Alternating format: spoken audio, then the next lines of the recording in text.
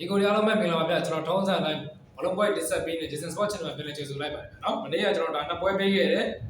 မနေ့ကကျွန်တော်ဒါအင်္ဂလန်ပွဲရယ်ကျွန်တော်ဒါယူကရိန်းပွဲနှစ်ပွဲပေးခဲ့တယ်เนาะအင်္ဂလန်ပွဲ9အောက်ကတော့ရသွားလိမ့်မယ်ထင်တယ်เนาะယူကရိန်းကတော့ကျွန်တော်ဒါအိုက်စလန်နဲ့9ပေါ်ပေးခဲ့တယ်เนาะဒီပွဲကတော့ရမှာမဟုတ်ဘူးအင်္ဂလန်ပွဲတော့ရသွားလိမ့်မယ်ထင်တယ်ဒီနေ့မှလည်းကျွန်တော်ထပ်ပြီးတော့ဒါနှစ်ပွဲရွေးချယ်ပေးရတယ်ပဲเนาะနိုင်ငံပွဲတွေဖြစ်တဲ့အတွက်ကြောင့်ကျွန်တော်တို့ကဒါရေးမှန်းလို့မရဘူးเนาะမနေ့ကပေါ်တူဂီပွဲကိုပဲကြည့်လိုက်ပေးထားတဲ့ဂျီးနဲ့လုံးဝမဖြစ်နိုင်တဲ့ဂျီးမျိုးခေါ်ထားတယ်လက်ရှိချိန်ဆိုင်ရဆိုလို့ရှိရင်ပြီးလည်းပြီးတော့ဒါကျွန်တော်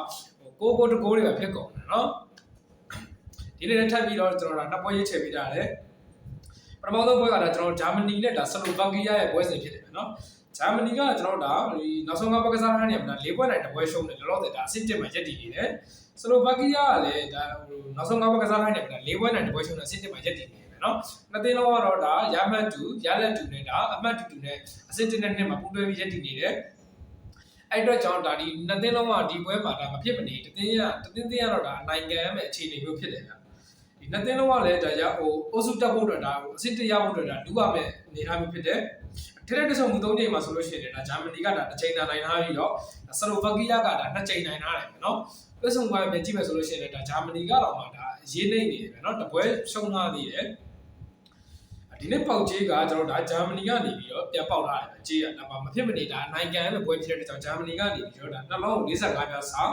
ကိုပေါက်ကဒါ3လုံး5ပြားစာနဲ့စတင်လာတယ်เนาะဂျာမနီနေနဲ့ဒါအရင်တစ်ခေါက်တွေ့ခဲ့တဲ့ဒါဆလိုဗက်ကီးယားနဲ့တွေ့ခဲ့တဲ့ပွဲတွေမှာဆိုလို့ရှိရင်ဒါဘိုးပြတ်နိုင်ရရှိထားတာမျိုးမရှိသေးဘူးเนาะဒါသူဆလိုဗက်ကီးယားကတော့တွဲဆုံပိုင်းမှာတာနေတဲ့အတွက်ကြောင့်ကျွန်တော်ကဒီနေ့ဒါ body တော့ကျွန်တော်မရေးတော့ဘူးဘာလို့လဲဆိုတော့ကျွန်တော်နှစ်ကိုပြတ်သွင်းမှနိုင်မဲ့ဂျင်းမျိုးဖြစ်တဲ့အတွက်ကြောင့်ကျွန်တော်ဘိုးပေါင်းမှန်းမယ်ဘိုးပေါင်းက3လုံး5ပြားစာဒါပေးထားတဲ့ပြားဆုံးကတော့ဒါနဲတယ်ပဲဒါပေမဲ့ကျွန်တော်ကဒါဂျာမနီပွဲမှာကျွန်တော်9ပေါ်ကြိုက်တယ်ပဲเนาะနှစ်သိန်းပေါင်းကိုဒါအကြိုက်နေတဲ့ဒါကြည့်လို့ကောင်းတဲ့ပွဲလေးဖြစ်လာတယ်အမှတ်2နဲ့ဒါအောက်စု1ကိုလူရမှာဆိုတော့အဲ့တော့ကျွန်တော်9ပေါ်ကိုကြိုက်တယ်เนาะအကြိုက်ဒီမှာဆော့ပါနောက်တစ်ပွဲကကျွန်တော်ဒါမွန်တီနီဂရိုနဲ့ဒါခရိုအေးရှားရဲ့ပွဲစဉ်လေးကိုဗျာနှစ်ပွဲပြောမယ်မွန်တီနီဂရိုကဒါနောက်ဆုံး9ပွဲကစားထားနေမှာဒါနှစ်ပွဲနိုင်3ပွဲရှုံးနေတာလောလောဆယ်ဒါအဆင့်4မှာရပ်တည်နေတယ်ခရိုအေးရှားကတော့ဒါနောက်ဆုံး9ပွဲကစားထားနေမှာဒါ4ပွဲနိုင်ပွဲသေးတဲ့ဒါအဆင့်1မှာရပ်တည်နေတဲ့အသင်းဖြစ်တယ်နော်ဒီတွက်ဆုံကဲထက်တဲ့ဆုံမှုတာတစ်ချိန်မှာဆိုလို့ရှိရင်ဒါခရိုအေးရှားကဒါမွန်တီနီဂရိုကိုဘယ်လိုပြောမလဲကိုပြတ်နိုင်ရရှိထားတယ်ခရိုအေးရှားအနေနဲ့ဒါအနိုင်မကန်လို့မရဘူးဘာလို့လဲဆိုတော့အောက်ကသင်းရဒါ73မှတ်နဲ့သူနဲ့ဒါ3မှတ်လောက်ပဲကွာတယ်ပဲเนาะတပွဲတော့ပဲကွာရလို့ကြောင့်ဒီပွဲကိုဒါခရိုအေးရှားအနေနဲ့အနိုင်မကန်လို့မရတဲ့အနေထားလေးဖြစ်တယ်အဲဒါကြောင့်ကျွန်တော်တို့ဒါဒီနေ့နှစ်ပွဲကြိုက်တယ်ဒီဟာလေးကိုရွေးလိုက်တာဒီတွက်ဆုံကဲဒါ sorry ဒီနေ့ပေါက်ကြီးကလည်းကျွန်တော်တို့ခရိုအေးရှားနေပြီးတစ်လုံး90ရှုံးတယ်စပေါက်တယ်နှလုံးသွင်းမှပြတ်နိုင်တယ်ဒါပေမဲ့တွက်ဆုံပွဲကိုပြန်ကြည့်မယ်ဆိုလို့ရှိရင်ခရိုအေးရှားဒါဘောပြနိုင်ရရှိခဲ့ပြီเนาะအဲ့တော့ကျွန်တော်ကဒီနေ့ဒါကိုပေါင်း body ကတစ်လုံး90ရှုံးကိုပေါင်းက3လုံး90စားနေတာစတင်လာတယ်เนาะစတင်လာဆိုခရိုအေးရှားအနေနဲ့ဒါပြီးခဲ့တဲ့ပွဲမှာလည်းဒါကျွန်တော်ကြေးအောင်တော့ကျွန်တော်မတွေ့ရဘူးเนาะဒါကျွန်တော်3လုံးသွင်းမှနိုင်မဲ့ကြေးမျိုးကိုပြီးခဲ့တဲ့ပွဲမှာဒါ2လုံးတော့ပဲသွင်းထားနိုင်တယ်ခရိုအေးရှားအဲ့တော့ကျွန်တော်ခရိုအေးရှား body လည်းကျွန်တော်မကြိုက်ပါဘူးဒါပေမဲ့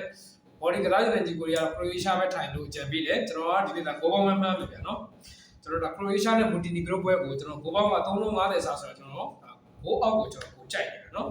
ဘိုးအောက်ကိုကြိုက်တယ်ခရိုအေးရှားပွဲကိုဒါအနည်းဆုံး1-0-2-1လောက်နဲ့ပဲပြီးသွားလိမ့်မယ်လို့ကျွန်တော်ထင်တယ်ကိုအောက်ကိုပို့ကြိုက်တယ်เนาะ1-2-0လောက်နဲ့ပဲပြီးမယ်လို့လည်းထင်တယ်အဲ့တော့အထုံးစံတိုင်းပဲကျွန်တော်ပြောနေကြတိုင်းပဲဗီဒီယိုလေးအောက်မှာကျွန်တော်ဒါchannel လေးချပေးထားတယ် live ချိုင်းကြပါဦးဖိတ်ခေါ်ပါတယ်ဗျာเนาะနောက်နေ့ထပ်ပြီးတော့အကောင်းဆုံးထပ်ပြီးကြိုးစားပေးပါမယ်